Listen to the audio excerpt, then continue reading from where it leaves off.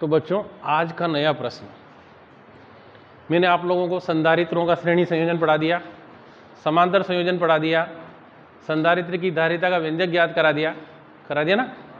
अब जो आज का जो प्रश्न कर रहे हैं वो है एक संधारित्र है, उसके बीच में एक अपन कोई पदार्थ रख दें जिसको पराविद्युतांक पदार्थ बोलते हैं। क्या बोलते हैं? तो प्रश्न लिखेंगे आंशिक पराविद्युतांक युक्त समांतर प्लेट संधारित्र की धारिता का व्यंजक ज्ञात करो। आंशिक पराविद्युतांक युक्त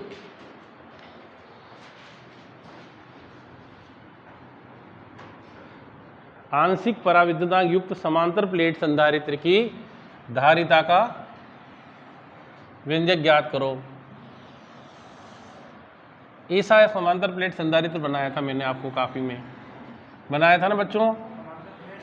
आंशिक पराविद्युतांक युक्त समांतर प्लेट संधारित्र की धारिता का व्यंजक ज्ञात करो। आज का डिजिलैब वीडियो देख लेना, मैंने 3 प्रश्न सेम वैसे के वैसे आए हैं। चलो हाँ, आंशिक पराविद्युतांक युक्त समांतर प्लेट संधारित्र की धारिता का व्यंजक ज्ञात करो। देखो ये ऐसा समांतर प्लेट संधारित्र है, इसके बीच में ऐसी इतनी मोटाई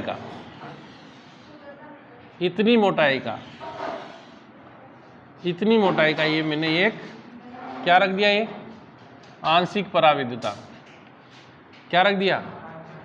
इसकी 2 प्लेटें ली थी अपन ने, एक्स और वाई ली थी ना, बस आवाज नहीं करेंगे ना। और इस पर आवेश का पृष्ठ घनत्व प्लस सिग्मा था और इस पर कितना था, माइनस सिग्मा। यहां से हम ऐसे प्लस आवेश दे रहे हैं, क्या दे रहे हैं, ऐसे पूरे पर प्लस आवेश, ऐसे पूरे पर क्या है, ऐसे पूरे पर प्लस आवेश। यहाँ से इसका संबंध हमने किससे कर दिया, ऐसे पृथ्वी से कर दिया यहाँ से। और जब पृथ्वी से कर देंगे तो इस पर जो यहाँ अंदर तो हो जाएगा ऋणावेश, कितना हो गया, और बाहर जो प्लस था वो सारा कहाँ चला गया, पृथ्वी में चला गया। कहाँ चला गया? और बच्चों इसकी मोटाई T है, इसकी मोटाई कितनी है, और इन दोनों के बीच की दूरी D है, कितनी है, और इस पराविद्युतांक पदार्थ का जो मान है वो है K, कितना है ना। ऐसा हमारे पास एक समांतर प्लेट संधारित्र है जिसके बीच में हमने एक क्या रख दिया, आंशिक पराविद्युतांक। क्या रख दिया, दिख रहा होगा आप लोगों को, अच्छा दिख रहा है, बहुत बढ़िया है ना। नहीं दिखे तो ऐसे वापस, है ना, है। अब हमने समांतर प्लेट संधारित्र को पढ़ा दिया ना। इसमें आप थ्योरी लिख सकते हैं कि चित्र में एक आंशिक पराविद्युतांक युक्त समांतर प्लेट लिखेंगे। मोबाइल सबके स्विच ऑफ होना चाहिए, साइलेंट होना चाहिए, साइलेंट। और केवल बोर्ड पर मैं किसी से भी प्रश्न पूछ सकता हूं, और कैमरा घुमाऊंगा आज, उसकी इंटरनेशनल वो ऑनलाइन हिंदी करेंगे आज, आपका कैमरा मूवमेंट करेगा ये, और जो प्रश्न नहीं बताएगा उसकी तरफ इसको आज शो करेंगे, खड़ा हो जा, प्रश्न का उत्तर बता, फिर सब छोड़ेंगे या जो भी देखेगा कहेगा और इसको यही प्रश्न याद नहीं था। तो ध्यान से सुनेंगे, प्रश्न को हल करेंगे। क्या लिखेंगे, चित्र में एक आंशिक पराविद्युतांक युक्त, ऐसे चित्र में कैसा है बच्चों, आंशिक है ना, पराविद्युतांक युक्त, पराविद्युतांक, किसी के मन में कुछ भी प्रश्न आता तो पूछ सकता है, युक्त समांतर प्लेट संधारित्र। कौन सा है, समांतर प्लेट संधारित्र प्रदर्शित किया गया है, प्लेट संधारित्र या दर्शाया गया है ना, दर्शाया गया है। देखो मैं इधर हूं, जब तक सही है, जैसे मैंने पीछे मुड़ के देखा जो बात कर रहा है उसी से प्रश्न, थोड़ा सा भी मूवमेंट गलत देखा उसी से प्रश्न पूछूंगा, और कैमरों को घुमा के फिर उसकी तरफ फोकस करेंगे, उसकी तरफ। इसलिए बिल्कुल ध्यान यहाँ, और सारे क्वेश्चन समझ में आना चाहिए। संधारित्र दर्शाया गया है, इसमें कितनी प्लेटें हैं, इसमें 2 प्लेटें हैं, 2 प्लेटें कौन कौन सी, एक्स और वाई है, 2 प्लेटें, 2 प्लेटें कौन कौन सी है, प्लेट एक्स को क्या किया अपन ने, प्लेट एक्स को प्लस क्यू आवेश दिया जाता है, और वाई का संबंध दिया जाता है तथा y का संबंध पृथ्वी से कर दिया जाता है। संबंध पृथ्वी से कर दिया जाता है। ठीक है ना? ठीक है, कोई दिक्कत नहीं है। आप और भी कुछ आपके मन में आ रहा हो तो लिख सकते हैं। इनके बीच में एक T मोटाई का पराविद्युतांक पदार्थ रखा है। क्या लिखेंगे? इनके बीच में T मोटाई का, कितनी मोटाई का क्या रख दिया अपन ने? पराविद्युतांक के, है ना, रखा है। अब क्या लिखेंगे? तब D माइनस टी मोटाई में क्या होगा? अरे D माइनस टी मोटाई में क्या होगा? के टी के तो अपन ने पराविद्युतांक है, D माइनस टी में क्या होगा? अगर D में से T को घटा देंगे तो क्या बच जाएगा? वायु। अरे D माइनस टी में क्या है? D में से T को घटा दो तो क्या बीच में क्या बच रहे हैं? अब वायु है कि नहीं है? तो D माइनस टी में मोटाई में क्या है? वायु।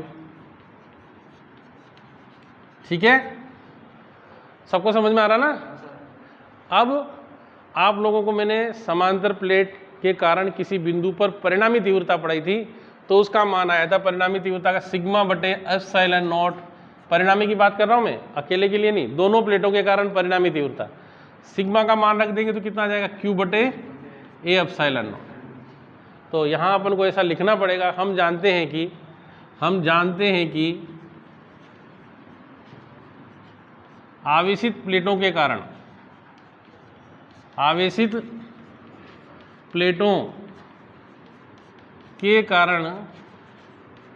किसी बिंदु पर, किस पर बच्चों? बिंदु पर परिणामी तीव्रता का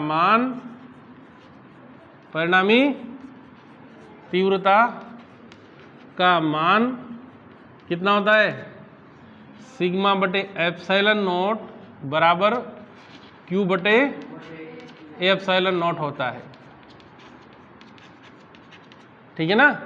या तो सिग्मा बटे एप्सिलॉन नॉट लिखो या क्यू बटे ए एप्सिलॉन नॉट लिखो। अब क्या लिखेंगे? वायु में तीव्रता कहां पर निकालेंगे? वायु में विद्युत क्षेत्र की तीव्रता। विद्युत क्षेत्र की तीव्रता बोलो। क्षेत्र की तीव्रता कितनी आएगी? ई नॉट। जहां नॉट लग जाता है ना वह वायु या वैक्यूम के लिए, निर्वात के लिए बात करते हैं। जहां जीरो लग जाता है वहां किसके लिए बात करते हैं? अगर ई लिखा है तो फिर माध्यम के लिए हो जाएगा। बराबर कितना हो गया? क्यू बटे ए एप्सिलॉन नॉट। फिर किसमें? पराविद्युतांक में विद्युत क्षेत्र की तीव्रता। बोलो। ई टी बराबर क्यू बटे ए के एप्सिलॉन नॉट। ठीक है ना? अब क्या करेंगे? दोनों प्लेटों के बीच विभवांतर क्या निकालेंगे? मिटा दो इसको। तो दोनों प्लेटों के बीच कैसे आएगा? देखो,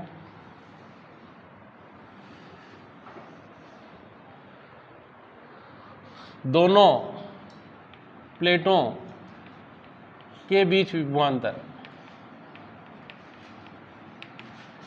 बोलो कैसे निकालोगे?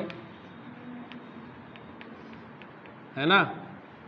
यहां लिखी V1 माइनस V2। आप लोगों ने ऐसा प्रश्न पढ़ा था, E बराबर dV बटा dx पढ़ा था ना? तो dV तो निकाल रहे तो E dx हो जाएगा। अब E दो प्रकार की हमारे पास, कौन कौन सी है? एक तो वायु वाली है और एक पराविद्युतांक वाली है। तो वायु वाली के लिए वायु की चौड़ाई, है ना, और पराविद्युतांक वाली के लिए पराविद्युतांक की मोटाई, जो भी दोनों की। तो यहाँ देखिए बराबर कितना आ जाएगा? E0 गुणित D माइनस टी। अरे वायु इतने में ही है ना, D माइनस टी में। प्लस ई टी, और यहाँ कितने में है टी। अरे पराविद्युतांक कितने में है, टी में है। अब दोनों का मान रख देंगे बराबर। E0 का मान कितना है, Q upon A epsilon not bracket में D माइनस टी प्लस इसका मान कितना है Q बटे A के एप्सिलॉन नॉट और D यहाँ कितना आ जाएगा T, यही आएगा ना। अरे देखो आप अब अपना वापस वही जो अपने सिद्धांत के अनुसार काम करेंगे अपन। क्या क्या है, क्या करोगे इसमें आगे, अरे क्या करोगे, गणित वाले क्या करते हैं, कॉमन लेते हैं ना, तो कॉमन ले लो। क्या कॉमन आएगा, Q बटे A एप्सिलॉन नॉट, कितना बचा अंदर D माइनस T, फिर माइनस प्लस T अपान K, ऐसे बचेगा क्या, और कुछ बचेगा। फिर वापस देखेंगे Q बटे A एप्सिलॉन नॉट, यहाँ क्या करेंगे D माइनस T कॉमन, तो 1 माइनस 1 अपान K। अरे आया कि नहीं आया, आ गया। अब क्या लिखेंगे, संधारित्र की धारिता, संधारित्र की धारिता बोलो क्या होती है, C बराबर Q बटे V1 माइनस V2, Q बटे V1 माइनस, मान रख दें Q बटा A एप्सिलॉन नॉट बड़ा ब्रैकेट D माइनस T और फिर 1 माइनस 1 अपान K। तो Q से Q कट गया, अरे कटा कि नहीं। तो हमारे पास अब क्या बचा, A epsilon not upon D minus T और 1 माइनस 1 अपान K। अब यहाँ से देखेंगे, ये तो आंशिक पराविद्युतांक युक्त समांतर प्लेट संधारित्र की धारिता का व्यंजक है, लिख देंगे यही आंशिक पराविद्युतांक युक्त समांतर प्लेट संधारित्र की धारिता का व्यंजक है। इसके आगे थोड़ा सा और दिमाग लगा ले, क्या लगाएं, दिमाग लगाएं। क्या दिमाग लगाएं कि मान लीजिए दोनों के बीच वायु हो, क्या हो, ये रखे ही नहीं, मतलब इसको हटा दें।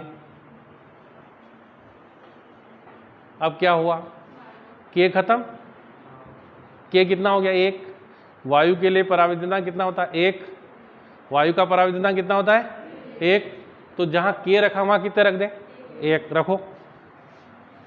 तो C बराबर A epsilon not upon D minus T और 1 माइनस 1 रखोगे तो 1 में 1 आ जाएगा।